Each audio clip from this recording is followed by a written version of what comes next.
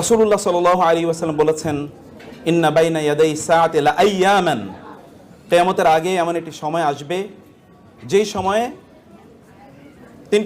তিনটি ঘটনা ঘটবে। আরও অনেক ঘটনার কথা বলা হয়েছে। এই হাদিসে বলা হয়েছে, তাকসুরু ফীহি আল ফিতানু ওয়া ইয়াকসুরুল হারাজু ওয়া ইউরফাউল ইলমু আও ইয়াকসুরাল জাহালু।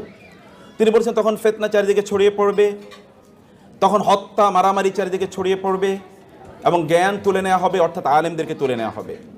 আলেম তখন থাকবে না। হাবিবুল্লাহ মোহাম্মদ ইকবাল ভাই বলছিলেন আলেমদের প্রতি আমাদের শ্রদ্ধা কেমন থাকা দরকার, সেই বিষয়ে আমি বলছি।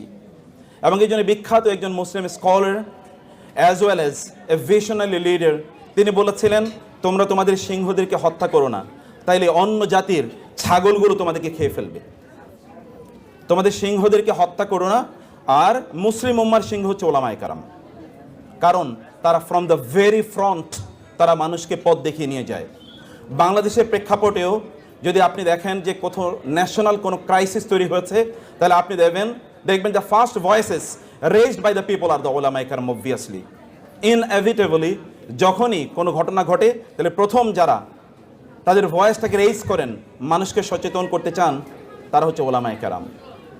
ফলে কোনো জাতি, এই জন্য আমাদের সালাফরা তারা বলেছেন যে ওলামায়ে কেরামরা তারা যদি ঘুমিয়ে থাকে তাহলে জাতি মৃত হয়ে যায়, ওলামায়ে কেরামরা যদি জাগ্রত থাকে তাহলে জাতি জাগ্রত থাকে। আলেমদেরকে শ্রদ্ধা করতে হয়, কারণ আলেমরা হচ্ছে জাতির বিবেক।